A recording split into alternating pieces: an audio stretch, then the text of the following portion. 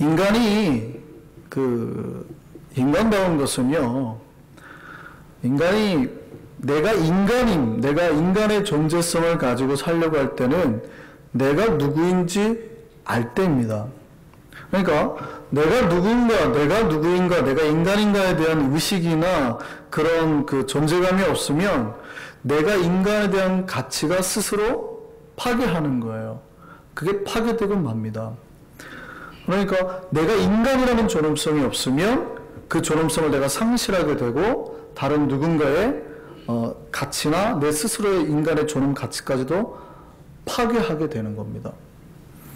우리가 쉽게 그러죠. 우리가 인간의 존엄성을 파괴하는 사람에게 옛날 어른들이 욕을 하잖아요. 무슨 욕을 합니까? 이 짐승만도 못한 놈 그러잖아요. 그러니까 너는 인간의 가치와 존엄을 받을 자격이 없다 이런 표현이에요. 인간이 언제 인간답게 되냐면요, 자기가 누구인지 깨달을 때예요. 내가 어떤 존재이며 내가 어떤 사람임을 깨달을 때에 자기가 인간의 노릇을 할 수 있고 인간답게 살 수 있게 되는 겁니다. 최근에 한국에서 늑대소년이라는 영화가 인기리에 상영이 됐어요. 내용이 그겁니다. 한 소년이 시골에서 정말 아무 돌봄이 없이 혼자 살았는데 늑대처럼 자란 거예요. 그러니까 이 아이는 겉모습은 인간의 모습이지만 행동하는 거나 말도 할 줄 모르고 다 뭐예요? 늑대처럼 하는 거예요. 근데 사랑하는 사람을 만나서 점점 인간의 존엄성을 찾게 되는 그런 영화죠. 실제 우리도 잘 아는 그런 이야기죠. 비슷한 이야기가 우리 정글북 잘 알죠. 이걸로 이제 노벨 문학상을 받게 되죠. 정글북에 보면 우리 모글리가 나오잖아요. 모글리가 사람이지만 늑대처럼 거기서 자라서 정글에서 지내게 되는 겁니다. 실제 이 정글북 이야기의 모티브가 된 사건이 있었습니다. 1920년요, 인도 벵갈주의 숲에서 여자아이가 버려졌습니다. 근데 두 여자아이가 버려졌는데 늑대가 그 아이들을 잡아먹지 않고 실제 키운 거예요. 근데 그 아이가 어느 한 목사 부부에게 발견이 돼서 두 아이가 목사 부부에게 발견돼서 목사 부부가 데려가서 기르게 됐습니다. 그런데요, 이 두 아이가 몸은 인간이에요. 그런데 행동은 늑대처럼 하는 거예요. 네 발로 기어다녀요. 고기도 생고기만 먹어요. 날고기만.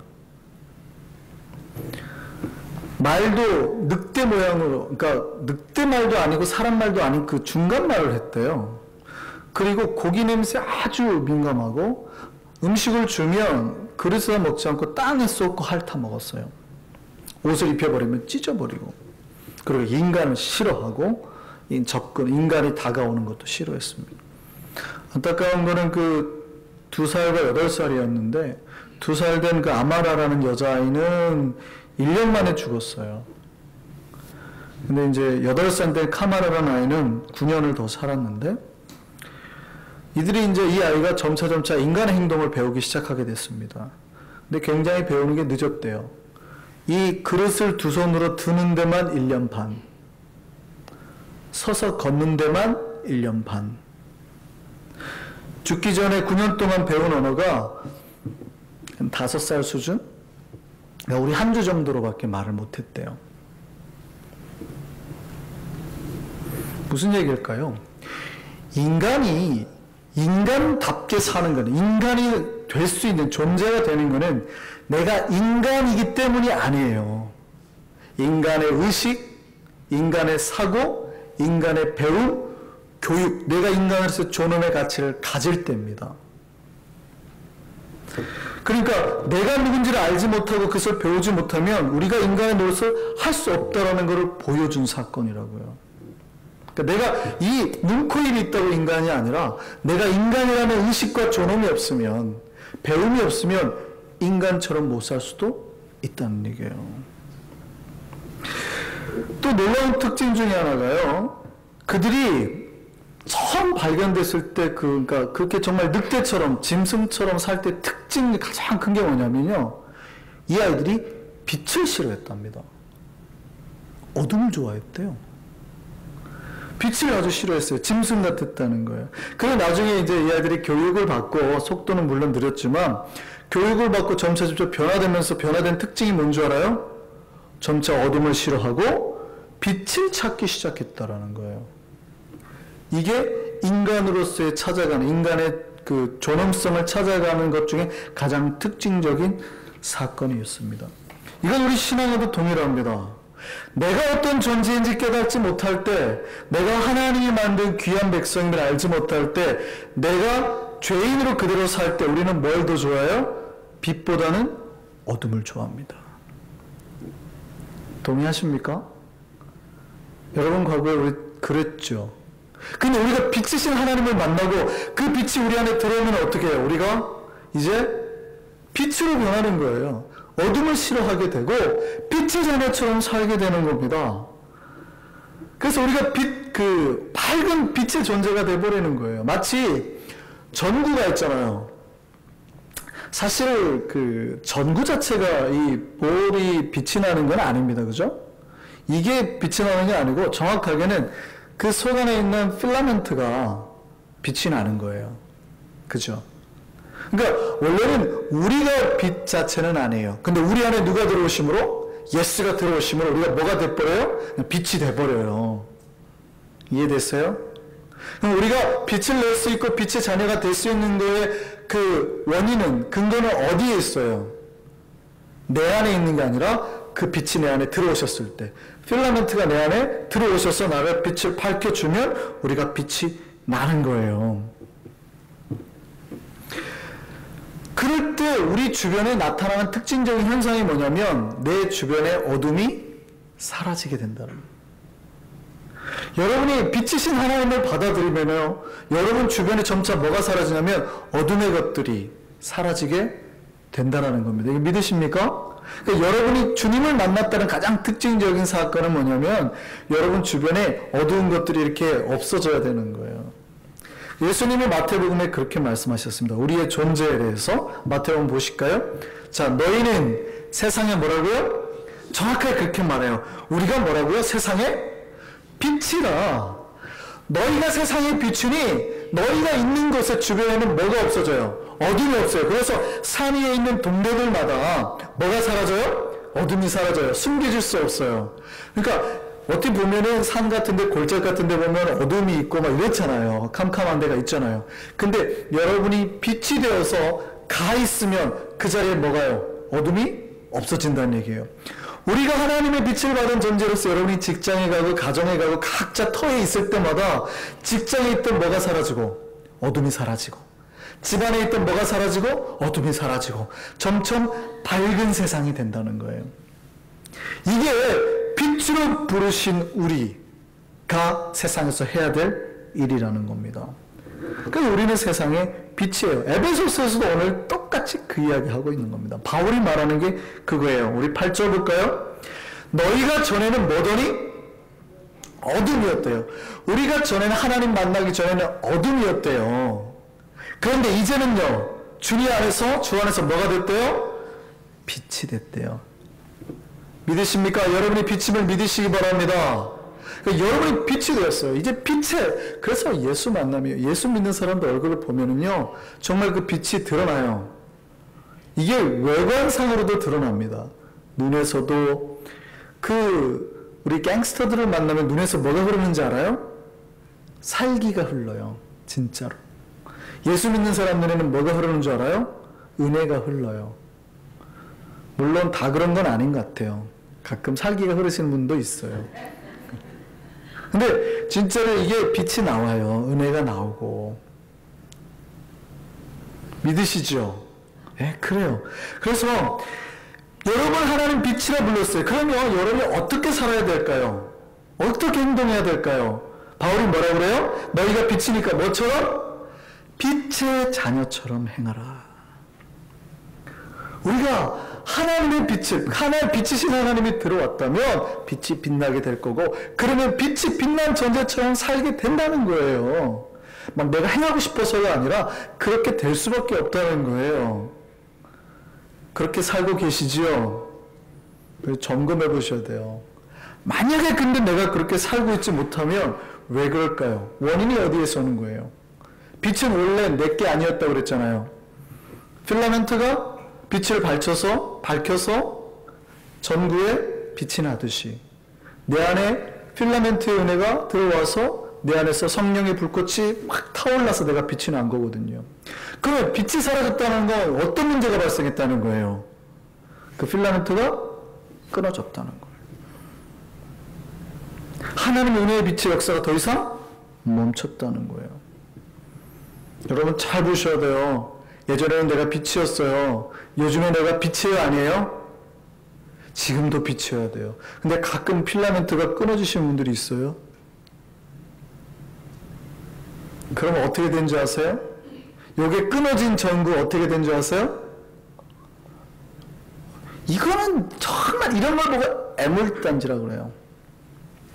쓸 수가 없어요. 이걸 어디다 쓰겠어요? 이걸 도대체 이 필라멘트가 끊어진 이 전구를 어디다 쓰겠냐고요. 예전에는 귀해요. 귀에서 다 사람들이 보기에 천장에 매달아놔요. 근데 그 필라멘트가 딱 끊어지면 이게 어떻게 하는 줄 아세요? 어떻게 쓰지를 못해요. 이걸 갖고 놀으라고 제 한주한테 줄 것 같아요? 우리 애한테 이거 갖고 놀으라고? 형광등 이거 불 나가면 이거 니네 윙 스타워즈 놀아라 이거 제가 줄 것 같아요? 큰일 나요. 다친다고요. 필라멘트가 끊어진 성도는요 반드시 주변 다른 누군가를 공격하게 돼 있어요. 다치게 돼 있어요. 위험한 존재가 돼버린단 말이에요. 아무짝에 버려지는 거예요. 오늘 마태복음 5장 14절에 사실은 예수께서 너희는 소금과 빛이라고 말씀하시잖아요. 근데 그 얘기가 똑같아요. 너희가 소금이 맛을 잃게 돼버린다는 거예요. 그 리모세 선교사의 책을 보면 그걸 그렇게 표현해 놨습니다. 유대인들은 그 빛을 밝힐 때, 그 불을 뗄 때에 뭐를 넣냐면 소금을 넣어서 불을 떼요. 그럼 이 소금이 이게 탁탁탁탁탁 불타오르거든요. 그래서 우리가 심판을 말할 때, 하나님이 종말의 심판을 말할 때 뭐예요? 소금 치듯 한다. 불에 소금 치듯. 그죠? 무슨 말일까요? 이 불 탈 때 소금을 넣으면 막 소금이 탁탁탁 하고 불이 확 타거든요. 종말의 심판이 그럴 거라는 거예요. 근데 맛을 잃은 소금은 뭔지 아세요? 그렇게 다 떼고 나버리면 그 소금을 그대로 꺼내면 그 소금이 맛이 하나도 안 나요. 그럼 그 소금은 뭐예요? 그냥 길바닥에 버리는 거예요. 크리스찬이 맛을 상실해 버리잖아요. 어느 순간 하나님께서 우리에게 주신 본질의 맛을 상실하면 버리는 거예요. 똑같아요. 빛인데 이 빛이 어느 순간 필라멘트가 끊어지면 어떻게 되는 줄 알아요? 버려지는 거예요. 여러분 잘 점검하셔야 돼요. 뭘 점검하셔야 돼요? 내 안에 성령의 필라멘트가 끊어졌는지 안 끊어졌는지, 지금 잘 빛이 나고 있는지 보셔야 돼요. 어떤 분들 끊어졌다고요. 아니면 끊어지려고 막 이게 끊어졌는데 달랑달랑 하신 분 있어요. 들어왔다가 나갔다 들어왔다 나갔다. 그거 아시죠? 필라멘트 끊어졌는데 간혹 붙으면 나왔다가 떨어지면 빨리 고쳐야 된다고요. 여러분의 빛의 존재를 찾아야 됩니다. 그리고 지켜야 돼요. 여러분 지금 점검해 보셔야 될 때 여러분의 하나님의 빛의 자녀인지 아닌지 뭘로 알 수 있을까요? 오늘 바울은 뭐라고 그래요? 자, 9절 보겠습니다. 시작. 그래서 빛의 열매가 있대요. 빛의 열매는 뭐예요? 모든 착함과 의로움과 진실함에 있느니라. 그럼 우리가 빛을 받아들인 백성인지 아닌지, 하나님의 빛이 지금 내 안에, 하나님이 내 안에 계신지 아닌지 어떻게 아는데요? 들어오면 열매가 맺혀진대요. 마치 나무가 이렇게 양분을 잘 뻗어들면 열매가 맺듯이 빛이신 하나님 들어오면 내 안에 열매가 맺혀지는데 그 열매가 뭐예요? 다 뭐예요? 착함, 의로움, 진실함. 열매는 결과물이에요. 그게 무슨 얘기예요? 내 빛이 들어와서 내 행동, 내 생각, 내 말하는 것의 결과물들이 다 나온다고요. 내 입의 결과물, 내 행동의 결과물, 내 생각의 결과물, 마음의 결과물들. 근데 그 열매가 뭐예요? 착함, 의로움, 진실함. 그러니까 내 손에 주님의 빛이 내 안에 비쳤다면 내 손에는 뭐가 나오고? 착함이 나오고. 내 생각에는 뭐가 나오고? 의로움이 나오고.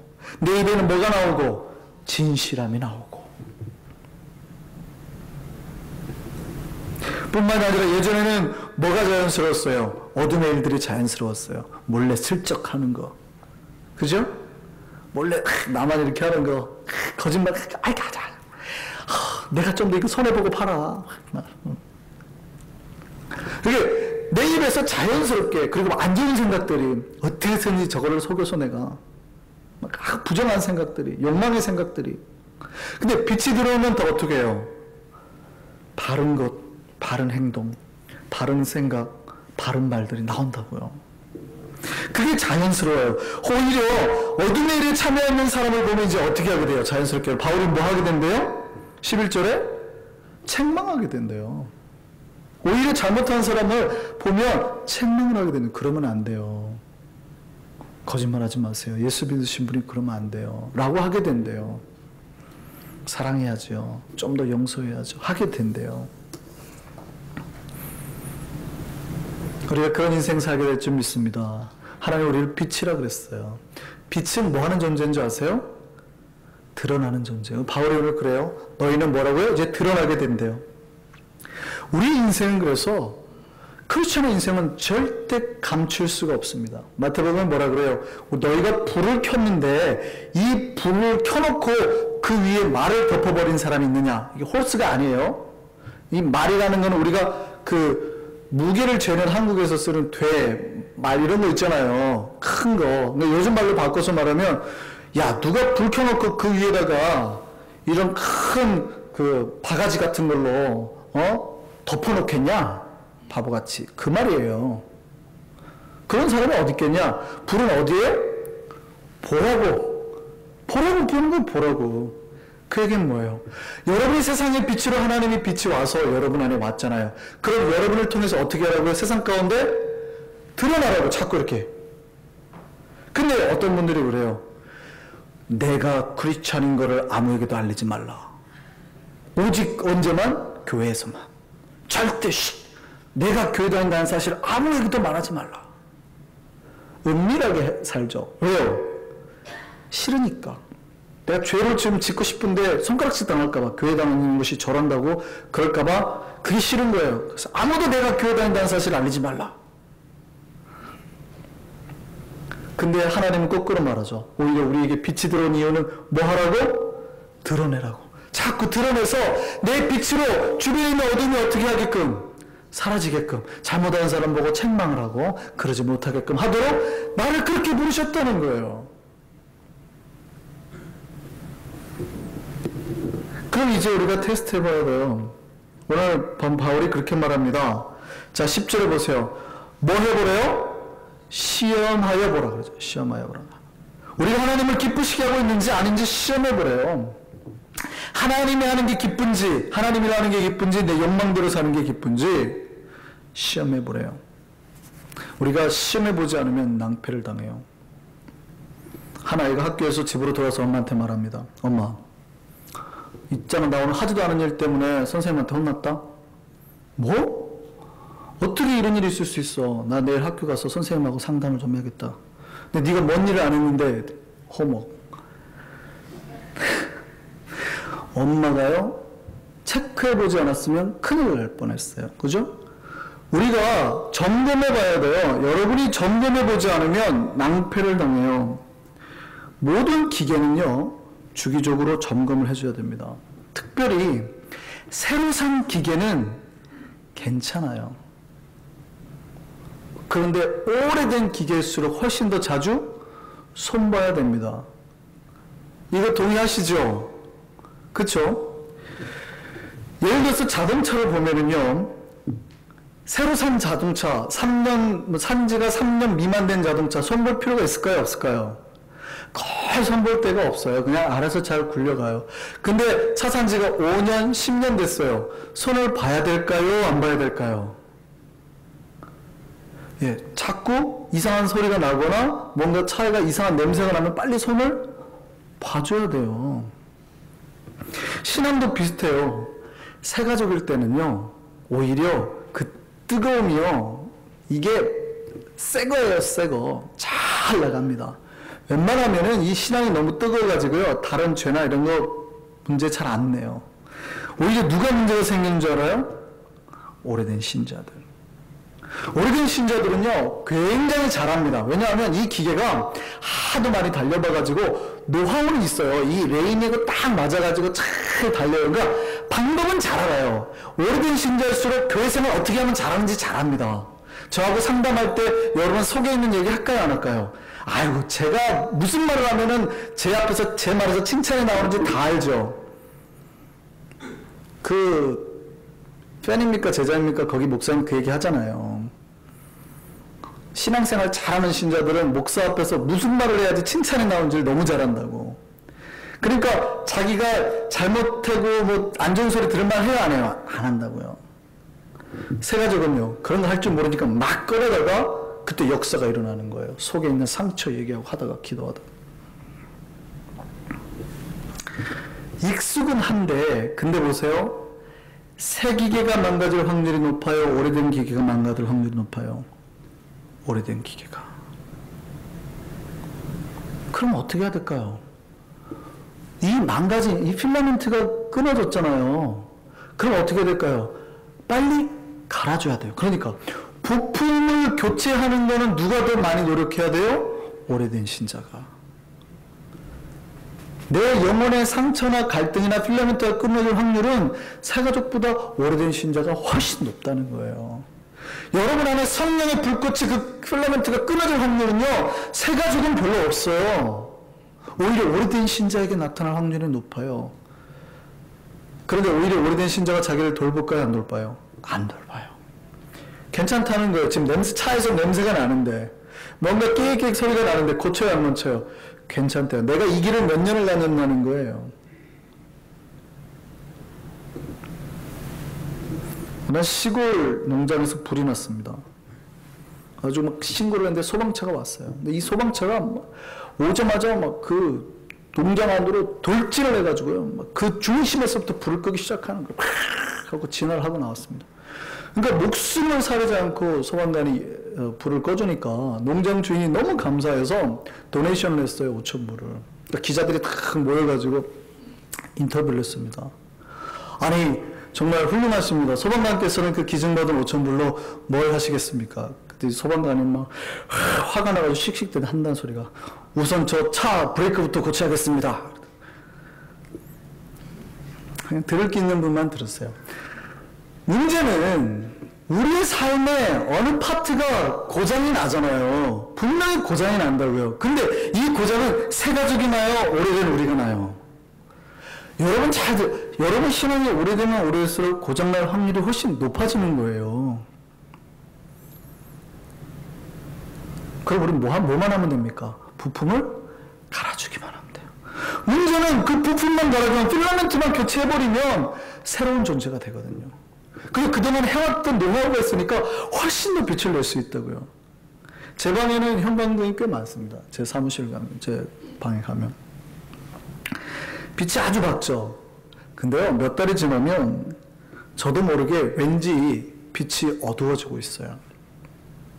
근데 제가 그 안에 있을 동안에는 그 빛이 어두워졌는지 안 어두워졌는지 잘 모릅니다.